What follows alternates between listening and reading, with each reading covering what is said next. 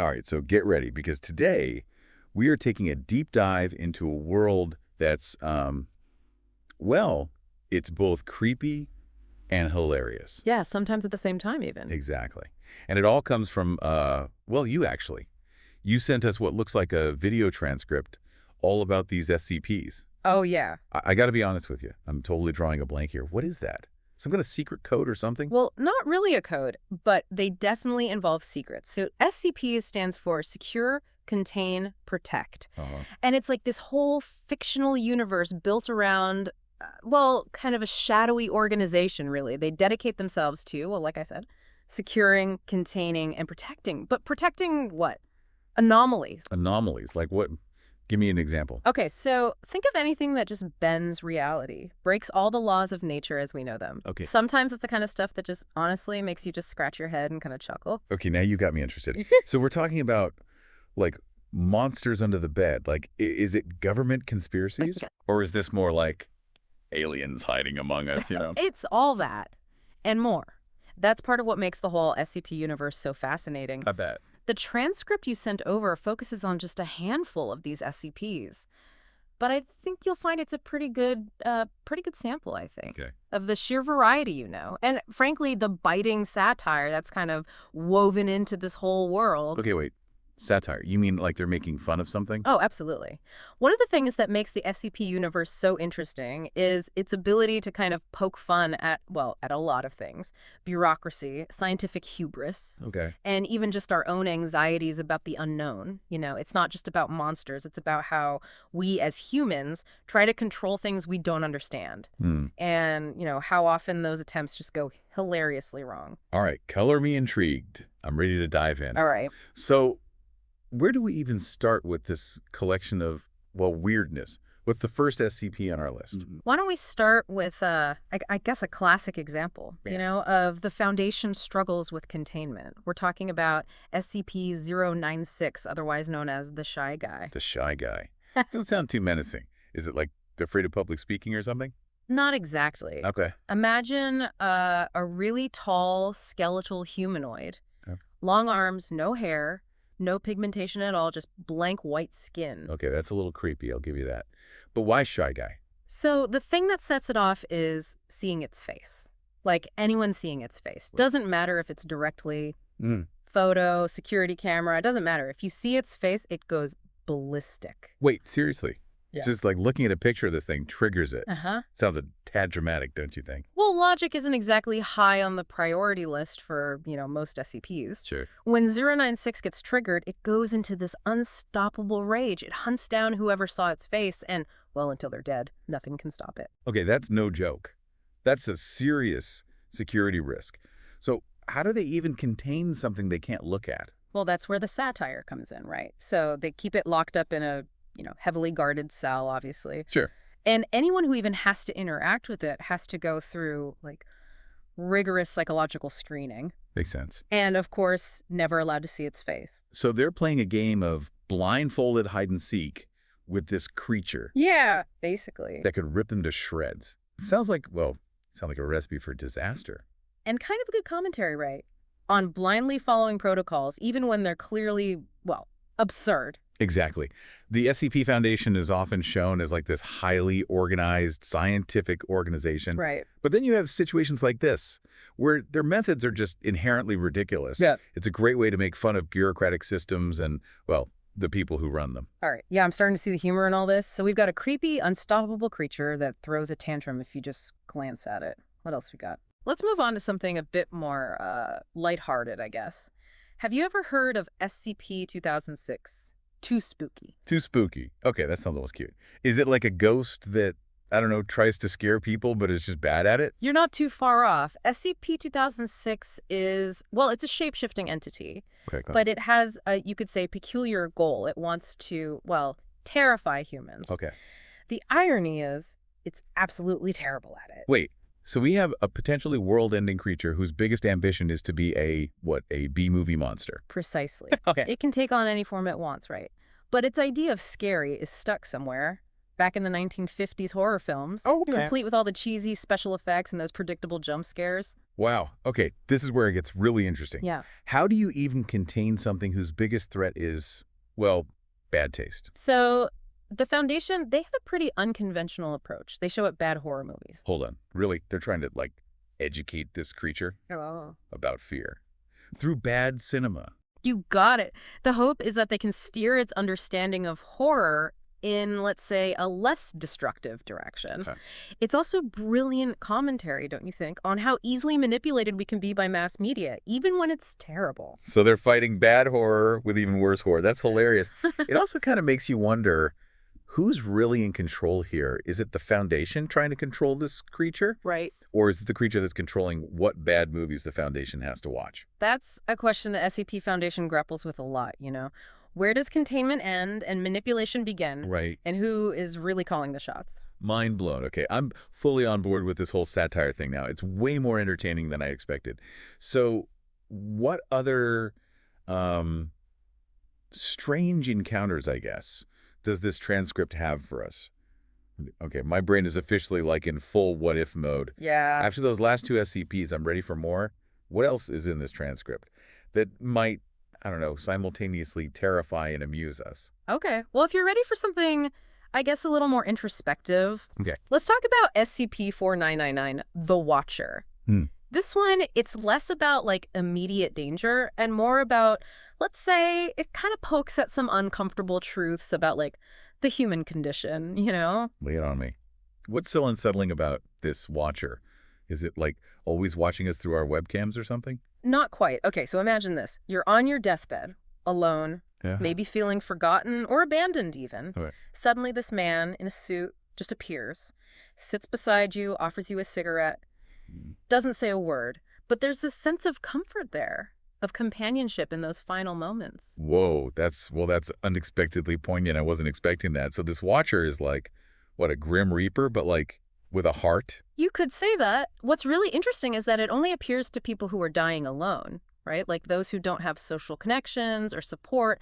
There's, you know, a certain melancholy to it, right? Like a commentary almost on the loneliness that can just kind of permeate human existence, especially these days, you know? Right, yeah. In our modern world. Okay, and the cigarette. That's a pretty specific detail. Is there any significance there? It's the only thing SCP-4999 leaves behind. The person passes, the Watcher vanishes, poof, gone. Just a burning cigarette left behind. Man. Okay, that's heavy. But if it's not harming anyone, why is it classified as Keter? Yeah. That's the highest threat level, right? Exactly. And it's a classification that really highlights the Foundation's own anxieties, right? They can't quantify the threat, can't control it, can't even really understand it. Right. So they just default to the highest level of alarm.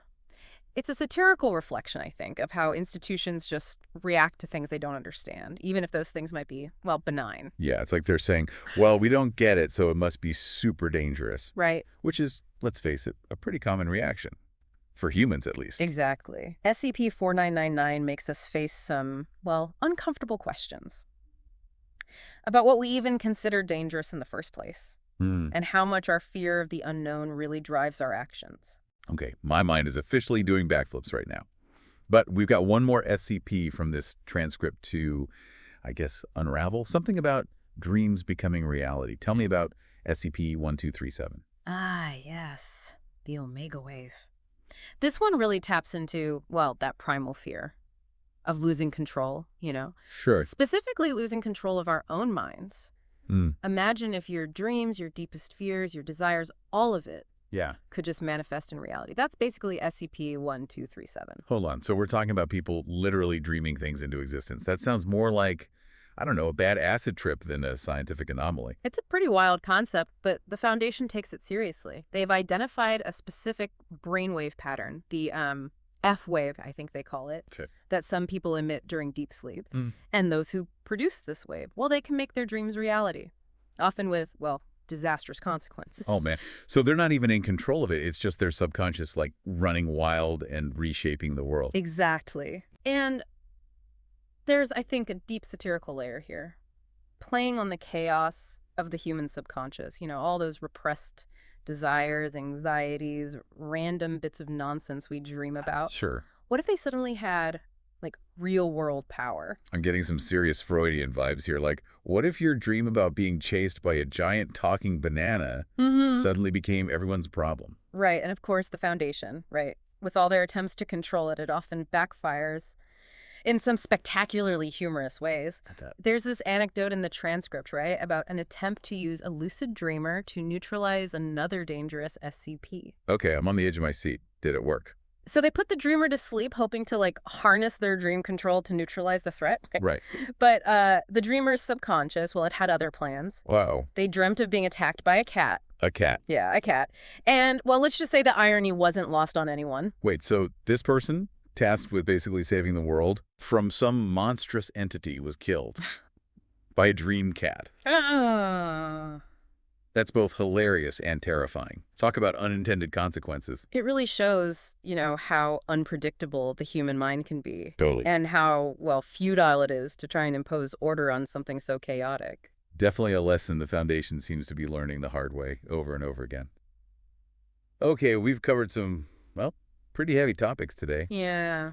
Got anything a little lighter to, I don't know, balance things out? Well, if you're up for a dose of just pure absurdity. Okay, I think I am. We can't forget about SCP-426. I think you'll find this one quite toasty. Okay, now you're just being cryptic. What's so special about this SCP? It's not so much what it is, but how you have to talk about it. You see, SCP-426 is, well, I am a toaster. Hold on.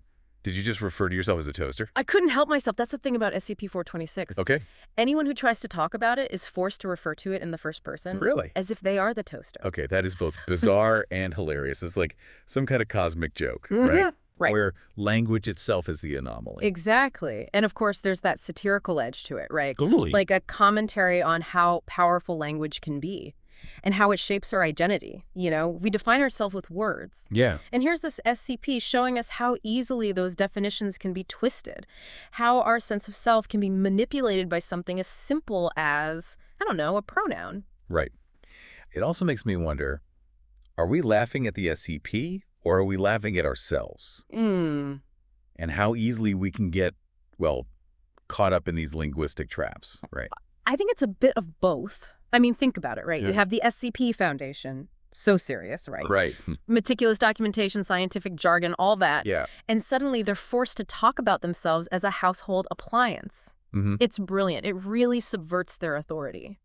And let's not forget the, well, dark humor in this one. Yeah. The transcript mentioned a whole family who, well, they perished after encountering SCP-426. Oh, yeah, that's right. They became convinced they were toasters and starved to death waiting for bread to pop out. Oh, man. What a tragic comic reminder, right? Yeah. That even in a world of, shape-shifting monsters and reality-bending anomalies, sometimes it's the simplest things, like a word, that can have the most profound and absurd impact. Well, after that deep dive into existential dread and linguistic absurdity, I feel like I need a good lie down.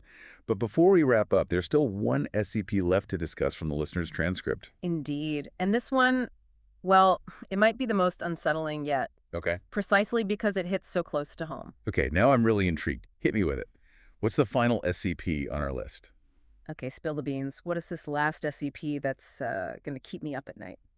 All right, so this one, it's less about like a specific creature or object or anything, and more about a, let's just call it a condition. A condition. It's designated SCP-3930, and it's called, well, B-Pattern Screamer. Pattern Screamer. Okay, that sounds ominous. Does it, like, scream at patterns or something? Like, if I wear stripes, I'm going to have a bad time. Not quite. The screaming, it's more metaphorical, I guess you could say. It refers more to a reaction, a breakdown in perception that certain individuals experience when they try to comprehend this specific pattern. Yeah. A pattern that seems to, well, underlie reality itself. Okay, now you got my attention. A pattern underlying reality. That sounds both fascinating and, well, terrifying. And deeply satirical, right? Yeah. Imagine you have the Foundation, right? This organization obsessed with, categorizing and controlling everything anomalous. Right. And suddenly they're faced with a pattern they just can't categorize, a truth that breaks their whole system of understanding. It's like the universe is playing a cosmic joke on them. So what happens when someone tries to comprehend this pattern? What does this screening even involve? It's like a cognitive overload. a shattering of their perception. Those who try to understand the pattern, well, they experience a whole range of effects, from intense headaches, nausea, to like complete psychological breakdown. Yeah. Some cease to exist. Their sense of self just dissolves into the pattern. Whoa. That's intense. And I thought the shy guy was creepy. So this pattern is basically like a cosmic kill switch for anyone who tries to grasp it. You could say that, yeah. But there's also, another layer of satire here, the Foundation, right? So focused on control and containment. Right. Ultimately, they just can't control this fundamental truth about reality. It's a humbling reminder that there are just some forces at play in the universe that, well, they defy our attempts at understanding and categorizing them. It's like the universe is saying, nice try, humans. Yeah. But you're not quite ready for this. Which, let's face it, is probably for the best, considering how we usually handle stuff we don't understand. Exactly. SCP-3932, it's like a brilliant commentary on the limits of what we can even know and the inherent absurdity of trying to impose order on a universe that's just fundamentally chaotic and unknowable. Well, this deep dive definitely lives up to its name. Yeah. We've gone from, creepy creatures to these mind-bending patterns. It's been a journey. And even, explored the power of satire in this strange SCP universe. Yeah. It's really a testament to the creativity, I think, of the whole SCP community. Yeah. Their ability to use these outlandish scenarios to talk about, well, everything, really. Human nature, societal structures, even the nature of reality itself. Absolutely. And to our listener who sent us this collection of SCP excerpts, I got to say, you have excellent taste in the weird and wonderful. Couldn't agree more. This has been a wild ride. A fascinating exploration, definitely. So as we wrap up this deep dive, I just want to leave everyone with one final thought. If you could choose one of these SCPs to encounter, oh, good question. Which one would it be, and why? Would you face the shy guy and just hope to avoid its gaze? Would you try to scare too spooky with your own terrible horror movie? Or would you maybe risk a glimpse of that pattern that underlies reality itself? Tough choices. Let us know in the comments. And maybe we'll revisit this fascinating world in a future deep dive. But until then, keep exploring, keep questioning, and keep diving deep.